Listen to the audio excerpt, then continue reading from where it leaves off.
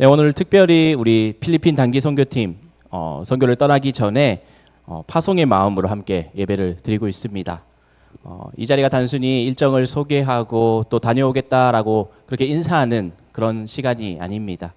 오늘 하나님께서 우리 공동체에게 맡겨주신 그 복음의 길을 우리가 함께 확인하고 또 어떻게 우리가 복음의 길로 나아갈 수 있는지를 점검하는 자리라고 할 수 있습니다. 어떤 지체들은 직접 필리핀을 가기도 하고 또 어떤 지체들은 또 남아서 이곳에서 선교 준비와 또 행정과 격려로 또 함께 하고 있습니다. 겉으로는 보이는 자리가 다르지만 하나님의 나라 안에서 모두 같은 선교의 자리를 함께 하고 있다라는 거라고 할 수 있습니다. 오늘 본문 말씀 보면 가장 먼저 이 선교는 성령께서 부르시는 자리입니다. 안디옥 교회에 보면 이 선교는 사람의 아이디어가 아니었습니다. 성경은 그들이 주를 섬겨 금식할 때에 성령께서 말씀하셨다라고 그렇게 기록하고 있습니다. 그들은 바쁘게 움직이기 전에 먼저 주님 앞에 머물렀음을 볼 수 있습니다. 계획을 세우기 전에 예배를 드렸고 또 무엇을 결정하기 전에 하나님의 뜻을 구했습니다. 이것이 바로 선교의 출발점입니다. 선교는 좋은 프로그램을 가지고 또 가기 전에 먼저 하나님의 마음을 품는 것입니다. 오늘 사도행전 1장 8절 말씀을 보면 오직 성령이 너희에게 임하시면 너희가 권능을 받고 라고 말씀하고 있습니다. 증인의 삶은 성령의 능력에서 그렇게 시작되는 것을 보게 되는 것입니다. 우리가 열정을 가지고 의미 있는 일을 하고 싶은 마음이 있습니다. 그 마음 참 귀하지 않습니까? 그러나 그 열정만으로는 우리가 사람을 살릴 수 없고 또 우리의 친절만으로는 복음의 생명을 줄 수 없습니다. 또 한 영혼을 변화시킬 수 없습니다. 하지만 우리와 함께 성령님께서 함께 하신다면, 성령님께서 일하신다면 우리의 작은 말과 행동이 복음의 통로가 되는 것입니다. 성경에는 이 부르심 앞에 자신의 부족함을 이야기했던 사람들이 많이 있습니다. 대표적으로 모세는 자신이 말을 잘 하지 못한다라고 그렇게 하나님 앞에 자기의 부르심을 거절했습니다. 또 예레미야는 자기가 아이라서 말을 할 줄 모른다라고 그렇게 이야기를 했습니다. 그런데 하나님은 그들의 부족함을 모르고 부르신 것이 아니었습니다. 그들의 연약함까지도 아시고 부르셨으며 그 연약함 위에 하나님의 능력이 나타나게 하셨습니다. 선교를 가는 우리들도 이 사실을 기억하시기 바랍니다. 우리가 언어가 부족할지라도 경험이 없을지라도 믿음이 작게 느껴져도 하나님은 순종하는 그 사람을 통해서 일하고 계십니다. 선교를 간다고 해서 꼭 자신을 증명하려고 하지 않아도 되는 것입니다. 우리가 선교지에서 모든 것을 멋지게 잘 해내려고 그렇게 스스로를 몰아붙이지 마시기 바랍니다. 우리는 구원자가 아니라 우리가 하나님의 나라의 증인입니다. 증인이 무엇입니까? 자신을 드러내는 사람이 아니라 자신이 만난 예수님을 가리키는 사람입니다. 현지의 아이들과 청소년들, 교회와 성도들을 만날 때 완벽한 우리의 모습보다 우리의 진실한 마음이 더 중요한 것입니다. 예수님을 사랑하는 마음, 복음을 부끄러워하지 않는 마음, 작은 섬김에도 정성을 다하는 마음이 하나님 앞에 쓰임 받는 것입니다. 보내는 사람들도 마찬가지입니다. 보내는 사람들도 같은 부르심 안에 있습니다. 선교지에 가지 않는다고 해서 선교를 우리가 하지 않는 것은 아닙니다. 우리가 교회에서 기도하는 것 또한 성령님의 일하심을 구하는 것입니다. 선교를 함께 그렇게 동력하는 것입니다. 선교팀의 이름을 한 명 한 명 그렇게 불러가면서 기도하는 것, 매 일정마다 기억하면서 선교팀이 지치지 않게 그 마음을 붙들어 달라고 그렇게 간구하는 그 시간이 함께 선교를 동력하는 시간이라 할 수 있습니다. 보이지 않는 기도가 보이는 사역을 붙드는 것입니다. 하나님은 무대 위의 헌신만 그렇게 보시는 분이 아니라 무대 밖에서도 그렇게 하는 기도를 기쁘게 받으시는 하나님이십니다. 또한 선교는 교회가 함께 보내는 사랑의 순종이라고 할 수 있습니다. 오늘 본문 말씀 보면 안디옥 교회는 이 바나바와 사울을 세워서 안수하고 또 보냈다라고 말씀하고 있습니다. 이 모습 보면 두 사람이 개인적으로 떠나는 그런 장면이 아니라 교회가 함께 순종하는 장면이라고 할 수 있습니다. 교회 입장에서는 참 귀한 일꾼들이었습니다. 하지만 교회에만 붙잡아 두지 않았습니다. 그 귀한 일꾼들을 성령님의 말씀 앞에서 함께 금식하며 기도하며 그들을 파송했습니다. 파송은 단순한 응원이 아닙니다. 파송은 공동체가 함께 책임지고 또 함께 기도하며 함께 동력하겠다라는 그런 믿음의 고백입니다. 성경에서는 보내는 사람과 가는 사람이 함께 복음의 사역을 참여한다라고 그렇게 말씀하고 있습니다. 우리 로마서 10장 15절 말씀을 함께 보면 보내심을 받지 아니하였으면 어찌 전파하리오라고 그렇게 말씀하고 있습니다. 전하는 사람이 있으려면 보내는 사람도 있어야 합니다.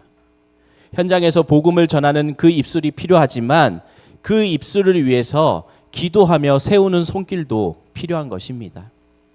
그러므로 우리가 가는 선교사와 보내는 선교사는 떨어져 있는 두 부류가 아니라 한 복음 안에서 연결된 동력자라고 할 수 있습니다. 우리 출애굽기 17장 말씀 보면 이스라엘 백성들이 아말렉과 전쟁을 하게 됩니다. 그 전쟁을 할 때 여호수아는 전쟁터에서 싸움을 하고 있었습니다. 그런데 산 위에서 모세는 하나님의 지팡이를 들었습니다. 모세의 손이 피곤해서 그 손이 내려올 때 옆에서 아론과 훌이 그 모세의 손을 붙잡아서 올렸습니다. 이 전쟁터에서는 여호수아와 같이 칼을 들고 싸울 사람이 필요합니다. 그리고 모세와 같이 산 위에서 손을 든 그런 사람도 필요합니다. 그리고 그 곁에서 그 손을 붙잡는 사람도 필요한 것입니다. 하나님은 그 모든 순종을 통해서 이스라엘에게 승리를 허락하여 주셨습니다. 이것이 건강한 선교 공동체의 모습이라고 할 수 있습니다. 우리가 전쟁터에 나가는 지체들만 선교하는 것이 아닙니다. 기도하는 지체, 후원하는 지체, 준비를 돕는 지체, 끝까지 관심을 가지고 기다리는 지체들도 함께 선교를 하는 것입니다. 빌립보서 4장 말씀 보면 바울은 빌립보 교회에게 자신의 복음 사역을 위해 물질로 함께한 일을 기억하며 그것을 하나님이 받으실 만한 향기로운 제물이라고 그렇게 말씀하고 있습니다. 바울은 단순히 이 빌립보 교회의 섬김을 보면서 단순히 후원금으로 그렇게 생각하지 않았습니다. 그것은 복음 사역에 함께 참여한 예배라고 한 것입니다. 오늘 우리의 후원과 기도와 격려 또한 마찬가지입니다. 작은 헌신이지만 하나님 앞에 우리가 드려질 때에는 복음의 길을 여는 것입니다. 선교를 가는 사람은 보내는 사람의 사랑을 가볍게 여기지 말아야 합니다. 누군가의 헌금, 누군가의 기도, 누군가의 준비와 격려 위에 우리 선교팀이 서 있는 것입니다. 또 보내는 사람도 그냥 구경꾼처럼 생각하지 말아야 합니다. 자신도 함께 보냄을 받았다라는 그 마음에 함께 서야 하는 것입니다. 선교는 특정 팀만 이렇게 활동을 하는 그런 행사가 아닙니다. 우리 공동체가 함께 드려지는 거룩한 예배라고 할 수 있습니다. 그래서 파송식도 그래서 아름다운 것입니다. 떠나는 사람, 남아있는 사람, 나뉘는 그런 시간이 아니라 한 마음으로 하나님의 부르심에 응답하는 시간이라고 할 수 있습니다. 우리 공동체는 이 공동체적 순종의 중심에 있어야 하는 것입니다. 고린도전서 13장 말씀을 보면 사랑이 없으면 아무것도 아니다라고 그렇게 말씀합니다. 우리가 선교를 준비하는 과정 가운데 서로의 속도가 다를 수 있지 않습니까? 어떤 사람은 빠르게 움직이는 반면에 어떤 사람은 천천히 따라오게 됩니다. 어떤 사람은 앞에서 열심히 일을 하고 또 어떤 사람은 뒤에서 정리를 합니다. 이 차이를 불편함으로 보지 않고 하나님이 주신 다양한 은사로 우리가 받아들일 때 우리 공동체는 더 건강해질 수 있는 것입니다. 선교지에서 현지인들을 사랑하기 전에 먼저 우리가 함께 가는 지체를 사랑하는 그 훈련이 필요한 것입니다. 가까운 지체를 사랑하는 그 마음이 먼 곳을 영혼을 섬기는 그 마음으로 이어질 수 있는 것입니다. 마지막으로 선교는 작은 순종으로 예수님의 사랑을 전하는 것입니다. 이 선교라 하면 우리가 떠오르는 연상되는 이미지들이 있지 않습니까? 집회, 많은 사람들, 그리고 다양한 프로그램들 먼저 떠올리기가 쉽습니다. 그런데 성경이 보여주는 선교의 길은 언제나 크고 화려한 것들이 아닙니다. 예수님은 한 사람을 귀하게 여기셨습니다. 많은 사람들 가운데 한 사람의 아픔을 보셨고 또 사회가 지나쳐버린 그 사람을 가까이 가서 그 사람을 만나 주셨습니다. 선교 현장에서 우리에게 필요한 마음도 바로 이 마음이라고 할 수 있습니다. 요한복음 4장 말씀을 보면 예수님께서는 사마리아 여인을 만나십니다. 그리고 이 사마리아 여인, 유대인들이 피하던 그 사마리아 땅에서 사람들의 시선을 피해서 정오에 물을 기르러 나온 여인이었습니다. 하지만 주님은 이 여인을 외면하지 않으십니다. 예수님은 그 여인에게 먼저 말을 건네셨습니다. 그리고 그의 깊은 목마름을 아시고 영원한 생수를 말씀하셨습니다. 이 만남을 통해서 이 여인뿐만 아니라 그 사마리아 땅에 살고 있던 마을 사람들이 모두 다 예수님을 알고 영접하게 되는 것입니다. 선교는 이렇게 한 사람만 귀하게 여기는 자리에서 시작된다라고 할 수 있습니다. 우리가 만나는 어린이 한 명, 또 함께 웃는 청소년 한 명, 조용히 예배드리고 앉아있는 그 영혼을 하나님께서 소중히 여기신다라는 것입니다. 우리가 마가복음 10장 말씀 보면 예수님은 어린아이를 품에 안고 안수하시고 그렇게 기도해 주셨습니다. 당시 어린아이들 어떤 존재였습니까? 사회적으로 큰 영향력을 가진 그런 존재들이 아니었습니다. 예수님은 그 아이들을 품에 안으시고 또 귀하게 여기셨습니다. 선교지에서 우리가 만나는 그 아이들과 청소년들, 우리의 사역의 대상이 아니라 하나님이 사랑하시는 사람들로 보아야 하는 것입니다. 그들과 함께 찬양하고 그들과 함께 활동하고 말씀을 나누면서 웃어주는 작은 순간들이 복음의 향기가 될 수 있는 것입니다.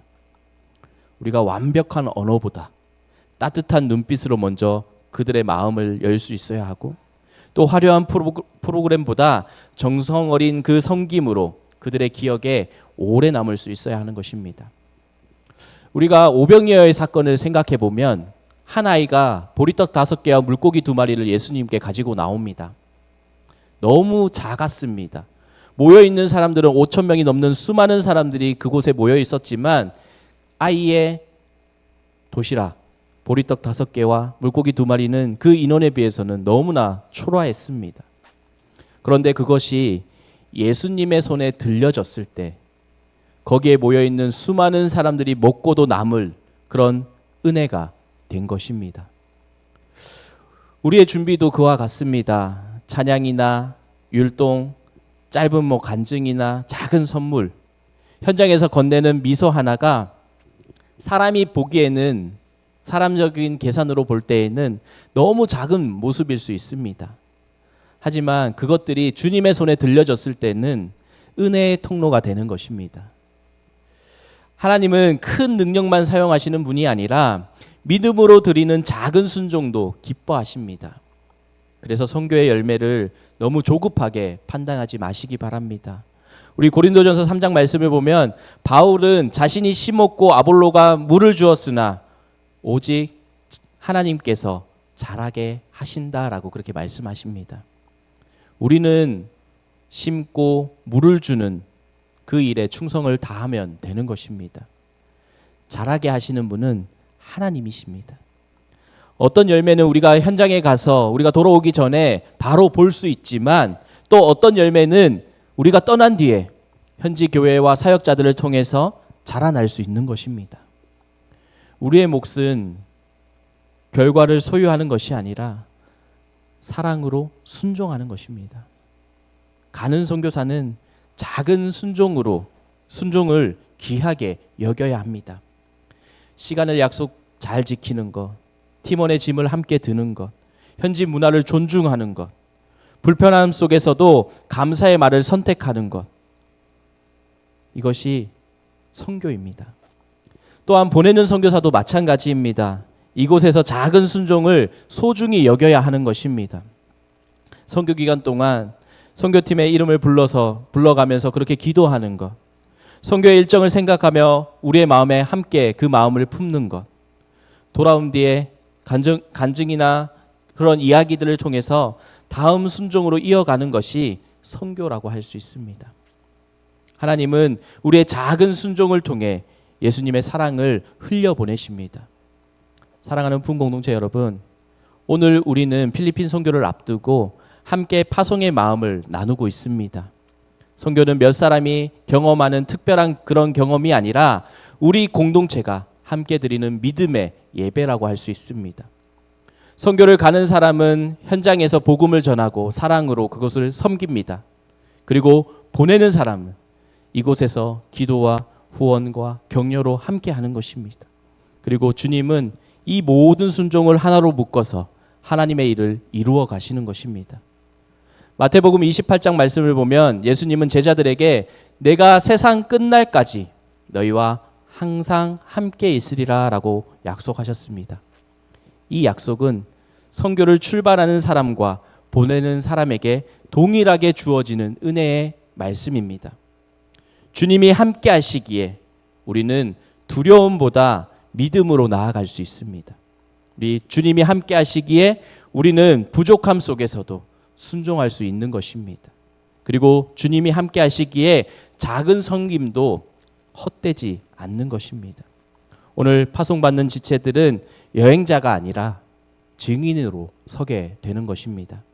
또 현장에 남아있는 우리 지체들은 구경꾼이 아니라 함께 동력하는 동력자로 서게 되는 것입니다.